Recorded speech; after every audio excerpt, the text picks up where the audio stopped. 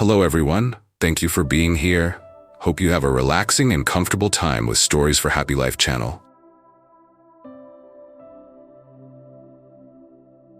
The steady hum of chatter and rolling luggage filled the air as Margaret Caldwell made her way through the gleaming hallways of JFK International Airport. She carried herself with the practiced grace of a woman accustomed to privilege.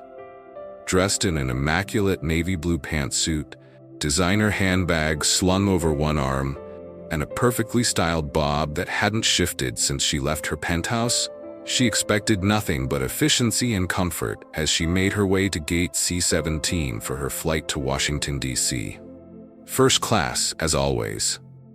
For Margaret, flying had long been a predictable experience. Polished attendants, priority boarding, champagne before takeoff, and most importantly, an atmosphere of exclusivity. She knew the kind of people she would typically encounter. Business executives, lawyers, old money elites who nodded politely before sinking into their own insulated bubbles of wealth. That's why, when she arrived at seat 2A, a flash of irritation flickered in her chest. Someone was already sitting in 2B. He was a tall black man, dressed sharply in a tailored charcoal suit. His posture was relaxed, but his focus was absolute. His laptop was open, fingers gliding over the keyboard with effortless precision.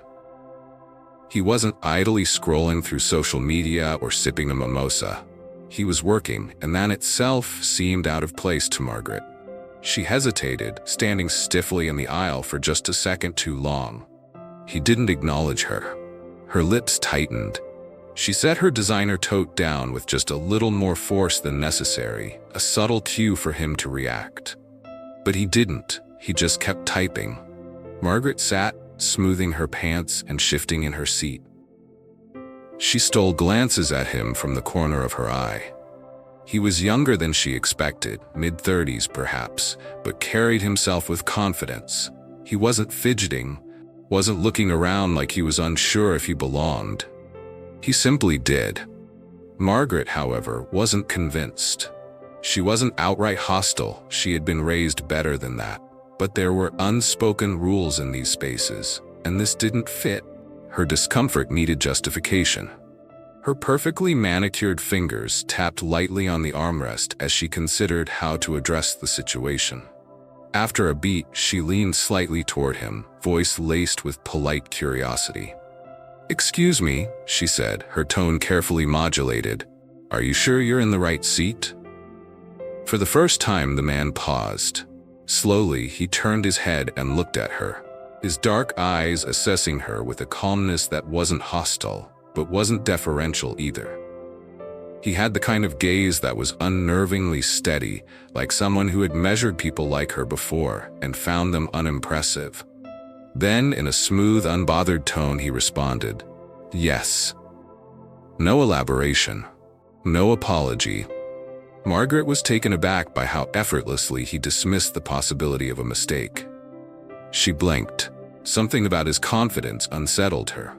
She scanned the cabin, searching for a flight attendant, and caught the eye of Sarah Grayson, a well-groomed young woman in her early 30s, currently assisting a passenger a few rows ahead. Margaret gave her a subtle beckoning gesture, one refined over years of silent commands to servers, hotel staff, and personal assistants. Sarah, ever professional, made her way over with a smile. "Is everything all right, ma'am?" Margaret forced a light chuckle, shaking her head as if the situation was amusing rather than bothersome. "I think there's been a little mix-up," she said smoothly. "I believe this gentleman may be in the wrong seat." Sarah turned to the man, who was already watching the interaction unfold. He didn't look irritated. He didn't even look surprised. "Mr. Carter is in his correct seat," Sarah confirmed after checking her tablet. "Your ticket is for 2A and he's in 2B. Margaret's fingers tightened around the edge of her armrest. "That's odd," she said, forcing a thin smile. "Are you sure?" Sarah nodded politely. "Yes, ma'am. Everything is correct." Margaret exhaled, her expression tight. She glanced around the cabin again, subtly looking for an ally among the other passengers, but no one seemed particularly invested in her discomfort. A beat of silence stretched between them before she finally relented, shifting her gaze toward the window with a controlled exhale. But this wasn't over. Margaret Caldwell wasn't the kind of woman who let things go. Margaret sat stiffly, her arms crossed as she stared out the window, her polished nails tapping rhythmically against the armrest. Her mind raced. This wasn't right. For years she had flown first class and never had she been seated in such an uncomfortable situation. She tried to rationalize her feelings, telling herself that it wasn't about the man's race, but about expectations. First class was supposed to be a certain type of experience, an exclusive one, occupied by executives, high-profile professionals, and old-money elites who understood the rules of silent hierarchy. Yet, here he was, unbothered, unapologetic, uninterested in making her feel at ease, and that was unacceptable. Margaret inhaled sharply through her nose, straightened her posture, and reached up to press the call button above her seat.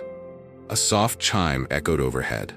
The lead flight attendant, Sarah Grayson, reappeared a few moments later, her professional smile still intact. "Ma'am, is there something I can assist you with?"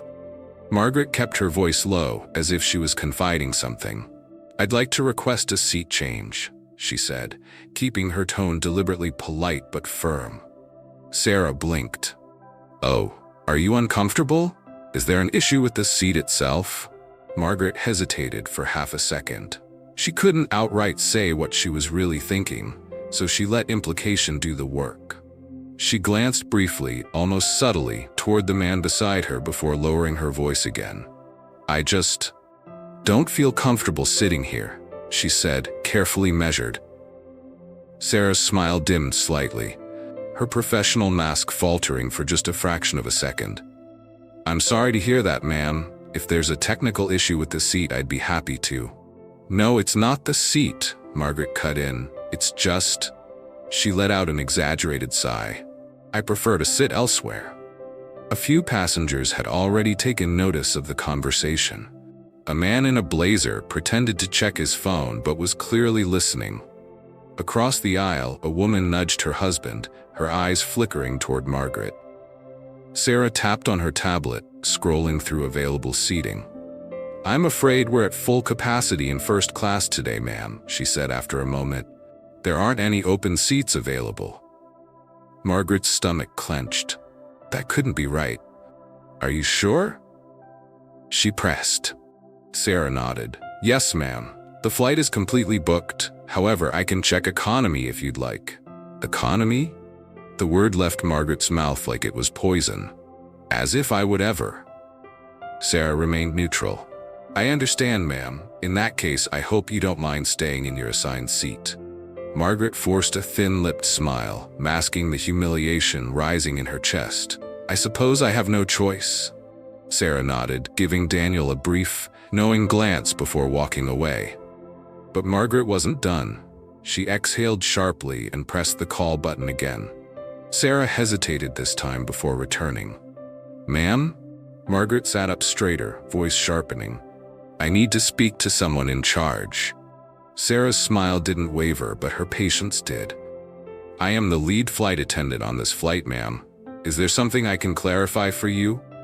Margaret lifted her chin, her voice lowering again. "I need to speak to the pilot." A murmur spread through the cabin. Someone let out a quiet chuckle. Sarah's expression remained professional, but there was now a firmness behind her words. "Ma'am, the pilot is preparing for takeoff and won't be available, but I am happy to assist you with any concerns you may have." Margaret tightened her jaw. Daniel hadn't reacted, not once. Not when she called the flight attendant. Not when she insinuated that something was wrong. Not when she demanded to speak to the pilot. He had simply closed his laptop, folded his hands on top of it, and waited. It was like he had seen this exact scene play out before, and he wasn't giving her the response she wanted. That only infuriated her more. Margaret leaned in, lowering her voice even further. "I don't feel safe." The weight of those words changed everything. Sarah stiffened. Passengers turned their heads. Across the aisle, a middle-aged man wearing a Bluetooth headset muttered, "Here we go again." Daniel finally moved. He slowly turned his head toward Margaret, his face completely unreadable. But for the first time, she felt something other than control. She felt a flicker of uncertainty. A hush settled over the cabin, the weight of Margaret's words hanging in the air. "I don't feel safe." The phrase wasn't loud, but it didn't need to be. It was carefully chosen, designed to trigger a response. Sarah, the flight attendant, didn't move right away. Her posture stiffened, and her eyes darted toward Daniel, who had now fully closed his laptop, hands resting on top of it. He wasn't smiling, he wasn't frowning, he just stared at Margaret, studying her. Margaret didn't waver. Not yet. Sarah exhaled slowly, as if replaying the conversation in her mind, making sure she had heard correctly. "Ma'am," she said carefully, "are you saying you feel threatened?" Margaret tilted her head slightly, giving the smallest shrug. "I'm not saying that," she answered. "I just don't feel comfortable, that's all." Across the aisle, the businessman with the Bluetooth scoffed and muttered, "Unbelievable." A young woman 3 rows back lifted her phone slightly, pretending to text, but clearly recording. A few other passengers whispered among themselves, heads turning toward Margaret. She noticed. She could feel the shift, the tide turning against her. But she wasn't about to back down. She forced a tight-lipped smile, adjusting the expensive bracelet on her wrist. "This is a simple request," she continued, feigning politeness. "I'm just asking to be accommodated. If I'm uncomfortable, I should have the right to move seats, shouldn't I?" Sarah's jaw tightened. "Ma'am, I already checked, and there are no open first-class seats available." Margaret pressed her lips together. "And in coach," Sarah hesitated, "there are 2 open seats in economy." Margaret straightened, her expression shifting. "Perfect," she said smoothly, lifting her chin. "He can take one of them." A low ripple of murmurs spread through the cabin. Daniel inhaled deeply, his fingers drumming once on the surface of his laptop before going still. He wasn't arguing, he wasn't responding, but he also wasn't moving. Sarah blinked, as if replaying Margaret's words in her mind to make sure she had heard correctly. Her voice dropped slightly, becoming more firm. "Ma'am, just to clarify, you want me to move this passenger to economy because you don't want to sit next to him?" Margaret nodded once, sitting straighter. "Yes." Sarah inhaled through her nose, her professionalism never wavering, but there was now a sharpness behind her tone. "That will be happening." Margaret's eyes snapped up. "Excuse me?" Sarah folded her hands in front of her. "Mr. Stokes has a first-class ticket, just like you. He is in his assigned seat. I cannot and will not ask him to move." Margaret's face flushed. She was losing control of the situation. Passengers were now staring openly, some whispering, some shaking their heads. The young woman with the phone was still recording. Margaret felt her stomach twist. "This is ridiculous," she hissed.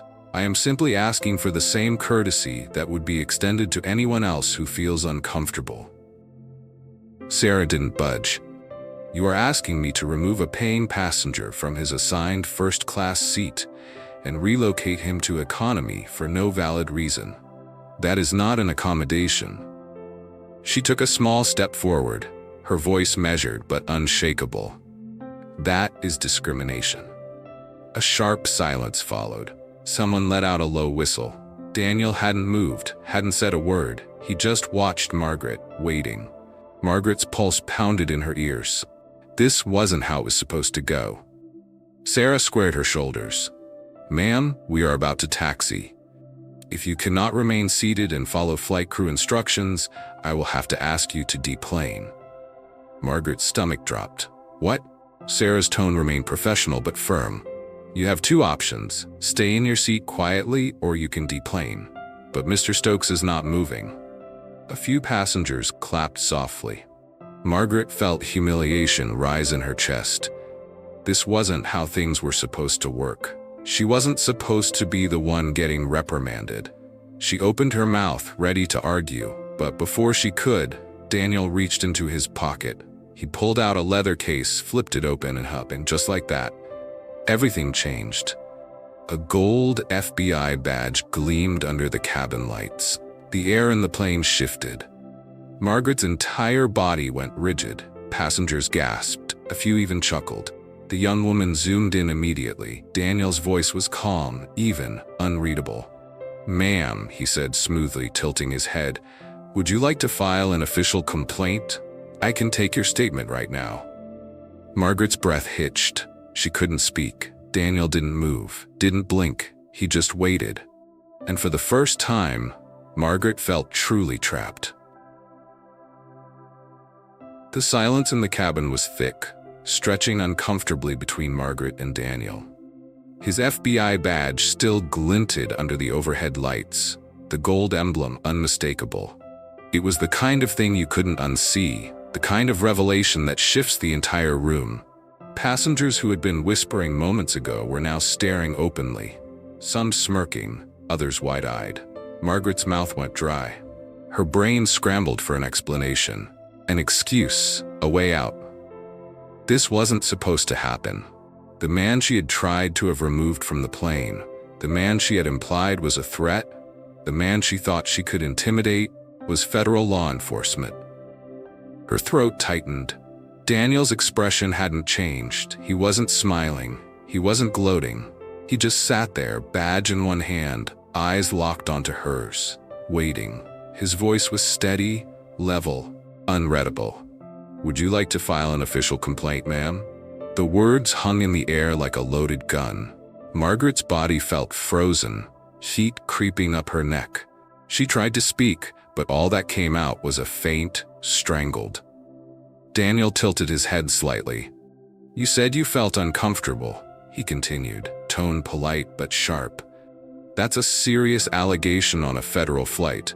If you believe I've done something inappropriate, I'd be happy to take your statement." Margaret's stomach dropped. She could feel it happening. The shift. Moments ago, she had controlled the narrative. She had expected sympathy. Expected anyone to take her side. But now she was the one under scrutiny. A man 2 rows ahead let out a low chuckle. "Oh, this is priceless," he muttered, shaking his head. The young woman recording zoomed in on Margaret's face. Sarah, the flight attendant, stood nearby, arms crossed. Her face remained carefully neutral, but there was something in her eyes. A silent understanding, a quiet expectation. She was waiting. Everyone was waiting. Margaret's breath came fast and shallow. She couldn't admit she had lied. She couldn't say she had made it all up just to get rid of him. But if she doubled down, if she pushed forward with her claim, she would be accusing a federal agent of being a danger on a flight. And that would come with consequences. Her hands trembled in her lap. Daniel hadn't looked away. Finally, after what felt like an eternity, Margaret shook her head, a barely noticeable movement. "No," she croaked, "no complaint." Daniel nodded once, as if he had expected that. Slowly, he closed his badge, tucked it back into his jacket, and reopened his laptop. And just like that, it was over, at least for him. For Margaret, the nightmare was just beginning. A few passengers murmured their approval. A couple even clapped softly. The businessman across the aisle smirked and went back to his newspaper. The young woman with the phone, she was already typing. Margaret could feel her heart pounding. She wanted to melt into her seat, to disappear, to go back in time and undo the last 10 minutes. But there was no undoing this. She had embarrassed herself publicly. She had been exposed. And worse, people had seen it. People had recorded it. Her eyes darted around the cabin, searching for an ally, someone who might offer a sympathetic look. No one did, even Sarah. The one person who had been patient with her had lost the warmth in her expression. Margaret swallowed hard. She wanted to argue, wanted to say something to regain control. But she knew, deep down, there was nothing left to say. The flight wasn't even off the ground yet, and somehow, she had already lost. Margaret sat rigidly in her seat, staring straight ahead. Her breathing was shallow, her face burning. This wasn't just embarrassment. This was humiliation. Daniel had already moved on. His laptop was open again, his fingers calmly tapping on the keyboard. It was as if she didn't exist. The rest of the cabin, however, they hadn't forgotten. The businessman with the Bluetooth smirked to himself. The young woman recording had stopped typing, but her phone was still angled slightly upward, as if waiting for Margaret to react. Even the flight attendants, the ones who were supposed to be neutral, had a different air about them now.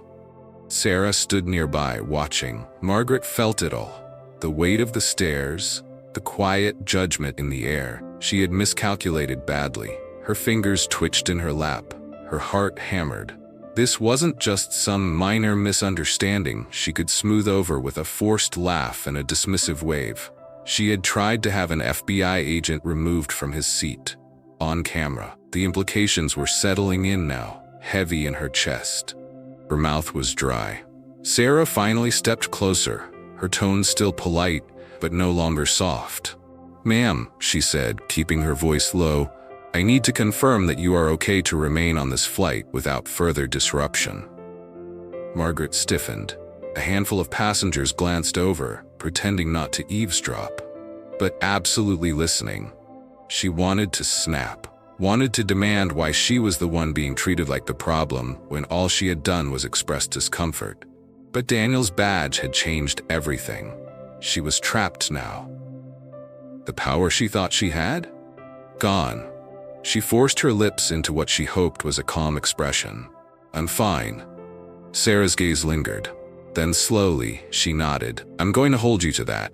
Then she turned and walked away. Margaret exhaled shakily, clenching her hands together in her lap. It was over. At least that's what she thought. A sharp chime broke the silence. She looked up, just as the young woman with the phone smirked at her screen and tapped twice. Margaret's stomach clenched. She knew that look. She had seen it on her own grandchildren's faces, when they shared something online. Something meant to spread fast. Her fingers tightened around the armrest. She turned slightly, heart pounding, and stole a glance at the woman's screen. The video was already uploaded. Margaret felt like the air had been knocked from her lungs. The caption was simple. "Racist woman tries to remove black man from first class, then learns he's FBI." Margaret's hands went cold. The flight wasn't even in the air yet, and somehow she had already lost. Margaret's grip tightened on the armrest as she stared at the screen. Her breath hitched. She refused to believe what she was seeing. 97,000 views. She blinked, refreshed the page. 103,000. It was spreading fast. Her name wasn't in the caption yet, but it was only a matter of time. She had built her life carefully, curating her image, ensuring that everything about her, from the charities she donated to the circles she moved in, spoke of refinement and respectability. And now she was being dragged through the mud. Her worst moment broadcasted to thousands, soon millions. She tried to steady her breathing, but the whispers around her had shifted. Passengers weren't just talking about the scene anymore. They were talking about her. A man in business casual attire, just across the aisle, was typing furiously on his phone, occasionally glancing at her. Another passenger, an older woman, shook her head, muttering something to her husband. And then, her phone vibrated. Margaret flinched, her pulse pounding in her ears. Slowly, with trembling hands, she pulled it from her purse. 12 unread messages.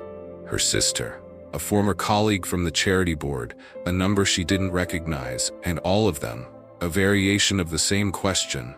"Margaret, is this you? Tell me this isn't real. Oh my God, what did you do?"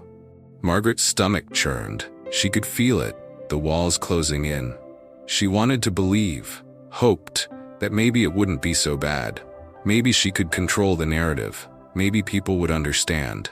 Maybe her phone buzzed again, a Twitter notification. She clicked on it, and her name was trending.